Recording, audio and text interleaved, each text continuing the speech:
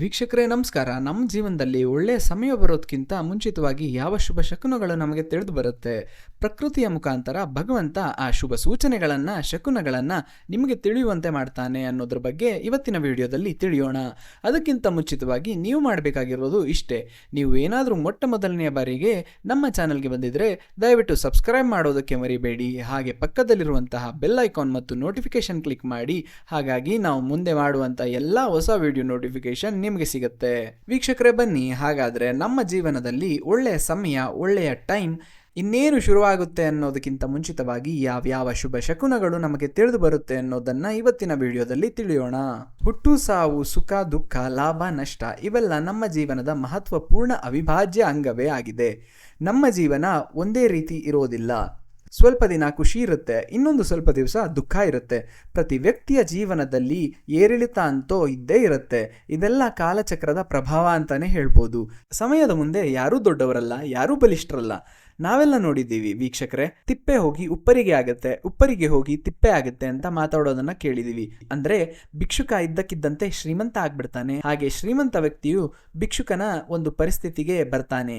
ಇದೆಲ್ಲ ಕಾಲಚಕ್ರದ ಮಹಿಮೆ. ಮುಂದೆ ಬರುವಂತಹ ನಮ್ಮ ಜೀವನದಲ್ಲಿ ಸಮಯ ಉತ್ತಮವಾಗಿದೆಯೇ, ಟೈಮ್ ಚೆನ್ನಾಗಿದೆಯಾ ಇಲ್ವಾ ಅನ್ನೋದನ್ನ ಪ್ರಕೃತಿಯ ಮುಖಾಂತರ ಆ ಭಗವಂತ ನಮಗೆ ಸೂಚನೆ ಕೊಡುತ್ತಾ ಇರ್ತಾನಂತೆ. ಪ್ರಕೃತಿಯ ಮುಖಾಂತರ ಭಗವಂತ ಆ ಸೂಚನೆಯನ್ನ ಹೇಗೆ ಕೊಡ್ತಾನೆ ಅನ್ನೋದನ್ನ ತಿಳ್ಕೊಳ್ಳೋಣ.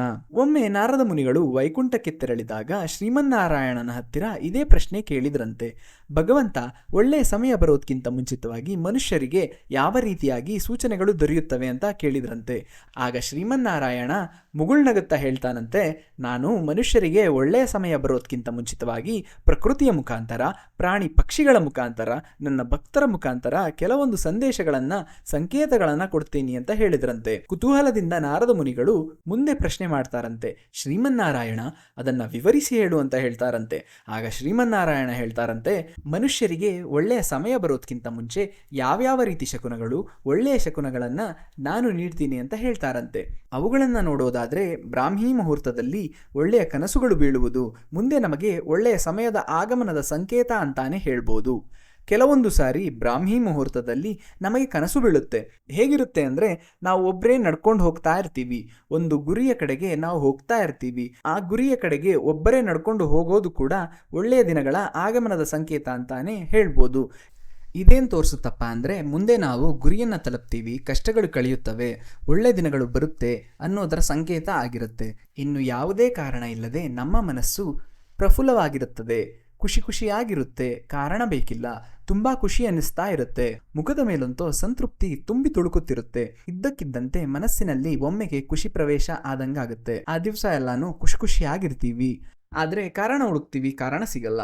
ಈ ಥರ ಆದರೆ ಏನಾಗುತ್ತೆ ಅಂತ ಅಂದರೆ, ಮುಂದೆ ಒಳ್ಳೆಯ ದಿನಗಳು ಬರಲಿವೆ ಎನ್ನುವ ಸಂಕೇತ ನಮಗೆ ಭಗವಂತ ಪ್ರಕೃತಿಯ ಮೂಲಕ ನಮಗೆ ತಲುಪಿಸುತ್ತಾನೆ. ಇನ್ನು ಮುಂದೆ ನೋಡೋದಾದರೆ, ಗೋಮಾತೆ ನಿಮ್ಮ ಮನೆ ಹತ್ತಿರ ಪದೇ ಪದೇ ಬಂದು ಏನನ್ನಾದರೂ ತಿನ್ನಲು ಕೊಡಿ ಎನ್ನುವಂತೆ ನಿಲ್ಲುವುದು ಕೂಡ ಶುಭ ದಿನಗಳ ಆಗಮನದ ಸಂಕೇತ ಅಂತ ಹೇಳ್ತಾರೆ. ಆ ಗೋಮಾತೆಗೆ ದಯವಿಟ್ಟು ಏನಾದರೂ ತಿನ್ನೋದಕ್ಕೆ ಕೊಡಿ.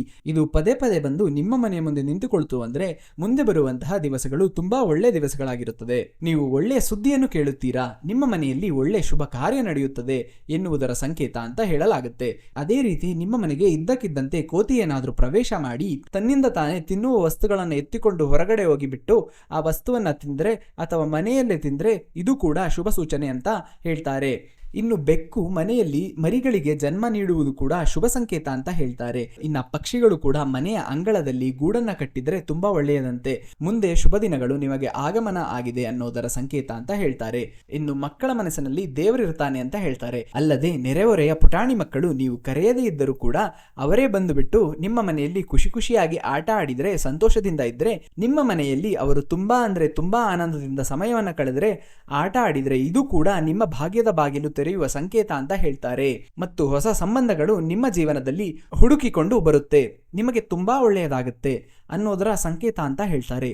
ದೇವರ ಪೂಜಾ ಸಮಯದಲ್ಲಿ ದೇವರ ಮೂರ್ತಿಯ ಮೇಲಿಂದ ಹೂ ಕೆಳಗೆ ಬೀಳುವುದು ಅದು ಪ್ರಸಾದ ಸಿಕ್ತು ಅಂತ ಹೇಳ್ತಾರಲ್ಲ, ಹಾಗೆ ಆ ಥರ ಆದರೂ ಕೂಡ ಇದು ಮುಂದೆ ನಿಮ್ಮ ಜೀವನದಲ್ಲಿ ಕಷ್ಟಗಳು ಕಳೆದು ಒಳ್ಳೆಯ ದಿನಗಳು ಬರುವ ಸಂಕೇತ ಅಂತ ಹೇಳ್ತಾರೆ. ಹಾಗೆ ನಿಮ್ಮ ಮನೆಗೆ ನಿಮಗೆ ಇಷ್ಟವಾಗುವ ಪ್ರಿಯ ಅತಿಥಿಗಳು ಬರ್ತಾರೆ, ಮತ್ತೆ ನೀವು ಬೆಳ್ಳಿ ಬಂಗಾರ ಖರೀದಿಯನ್ನ ಮಾಡ್ತೀರಾ.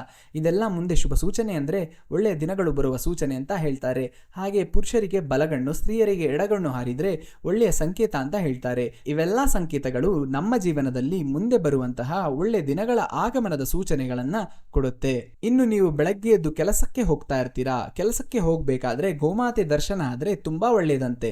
ಅದಕ್ಕೆ ನಮಸ್ಕಾರ ಮಾಡಿಬಿಟ್ಟೆ ನೀವು ಮುಂದೆ ತೆರಳಿ. ಅದೇ ರೀತಿ ಸಾಧು ಸಂತರು, ಅರ್ಚಕರು ಯಾರಾದ್ರೂ ನೀವು ಕೆಲಸಕ್ಕೆ ಹೋಗಬೇಕಾದ್ರೆ ನಿಮ್ಮ ಎದುರುಗಡೆ ಕಾಣಿಸ್ಕೊಂಡ್ರೆ ನಿಮಗೆ ಅವರು ಆಶೀರ್ವಾದ ಮಾಡಿದ್ರೆ ತುಂಬಾ ಒಳ್ಳೆಯದಂತೆ. ಮುಂದೆ ಒಳ್ಳೆಯ ದಿನಗಳು ಬರುವಂತಹ ಸಂಕೇತ ಸೂಚನೆಯನ್ನ ಇದು ಕೊಡುತ್ತಂತೆ. ಅದೇ ರೀತಿ ಸಾಯಂಕಾಲದ ಸಮಯದಲ್ಲಿ ಯಾರಾದರೂ ನಿಮ್ಮ ಮನೆಗೆ ತುಂಬಿದ ನೀರಿನ ಕೊಡವನ್ನು ಕೊಟ್ರೆ, ಹಾಲು ತುಂಬಿದ ಪಾತ್ರೆಯನ್ನ ಕೊಟ್ರೆ, ಹಾಗೆ ಸಾಯಂಕಾಲ ಯಾರಾದರೂ ಬಂದು ಬಿಟ್ಟು ಸ್ವೀಟ್ಸ್ನ ಕೊಟ್ರೆ ನಿಮ್ಮ ಜೀವನದಲ್ಲಿ ಮುಂದೆ ಒಳ್ಳೆಯ ದಿನಗಳು ಬರಲಿದೆ ಎನ್ನುವ ಸೂಚನೆಯನ್ನ ಕೊಡುತ್ತೆ. ವೀಕ್ಷಕರೇ, ಶ್ರೀಮನ್ನಾರಾಯಣ ನಾರದ ಮುನಿಗಳಿಗೆ ಹೇಳಿದಂತೆ ಒಬ್ಬ ಮನುಷ್ಯನ ಜೀವನದಲ್ಲಿ ಮುಂದೆ ಒಳ್ಳೇದಾಗೋದಿದ್ರೆ, ಆತನ ಭಾಗ್ಯದ ಬಾಗಿಲು ತೆರೆಯೋದಿದ್ರೆ ಈ ಮುಖಾಂತರ, ಪ್ರಕೃತಿಯ ಮುಖಾಂತರ, ಪ್ರಾಣಿಗಳ ಮುಖಾಂತರ, ಮಕ್ಕಳ ಮುಖಾಂತರ, ಪ್ರಾಣಿ ಪಕ್ಷಿಗಳ ಮುಖಾಂತರ, ಹೀಗೆ ಹಲವಾರು ಸಂಕೇತಗಳನ್ನ ಆತ ತಲುಪಿಸುತ್ತಾನೆ. ಹಾಗೂ ಮನುಷ್ಯರ ಜೀವನದಲ್ಲಿ ಒಳ್ಳೆಯ ದಿನಗಳು ಬರುತ್ತೆ, ಅವನ ಭಾಗ್ಯದ ಬಾಗಿಲು ತೆರೆಯುತ್ತಂತೆ.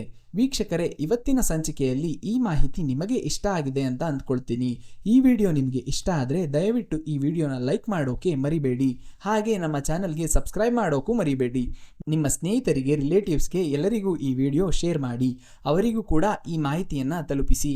ಮತ್ತೆ ಮುಂದಿನ ಸಂಚಿಕೆಯಲ್ಲಿ ಒಂದು ರೋಚಕ ಮಾಹಿತಿಯನ್ನು ತೆಗೆದುಕೊಂಡು ನಿಮ್ಮ ಮುಂದೆ ಬರ್ತೀವಿ. ಶ್ರೀಮನ್ನಾರಾಯಣನ ಆಶೀರ್ವಾದ ನಮ್ಮ ವೀಕ್ಷಕರ ಮೇಲೆ ಸದಾ ಇರಲಿ ಅಂತ ಕೇಳ್ತೀವಿ. ನಮಸ್ಕಾರ.